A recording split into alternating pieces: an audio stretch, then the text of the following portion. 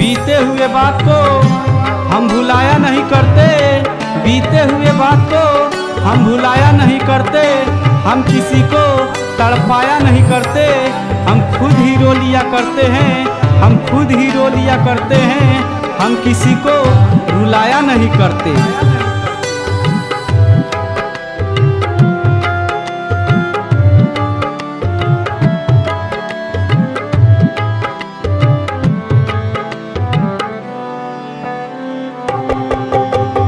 कैसे भूल जाऊं उस बेवफा सनम को, कैसे भूल जाऊं उस बेवफा सनम को, दिल तोड़ दिया उसने अरे खा के कसम को, दिल तोड़ दिया उसने अरे खा के कसम को।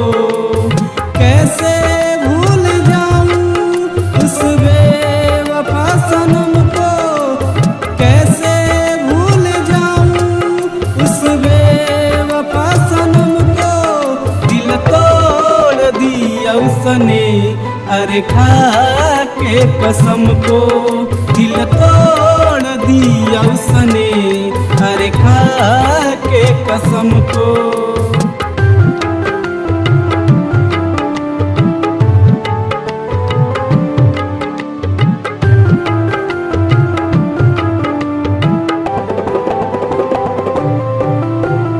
बिंदिया लगाई माथे पे, मेहंदी रचाई हाथों में, समझ न पाया उसकी इरादे, घात किया मेरे साथों में।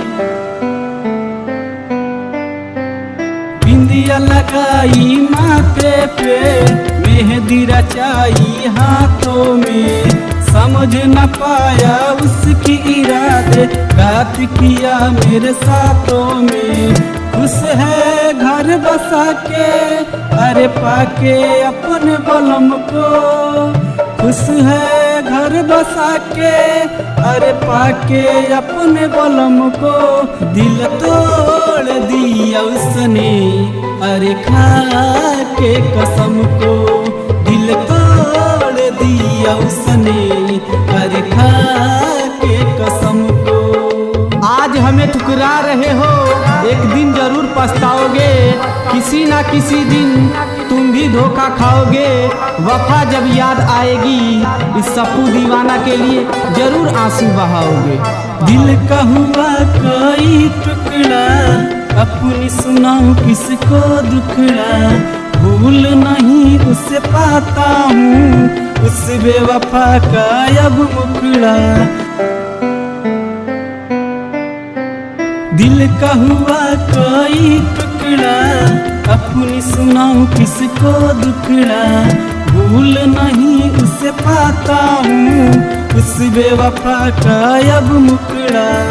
रखा हूँ संभाल के मिला हुआ जख्म को, रखा हूँ संभाल के मिला हुआ जख्म को, दिल तोड़ दिया उसने अरे खा के कसम को, दिल तोड़ दिया उसने अरे खा के कसम को।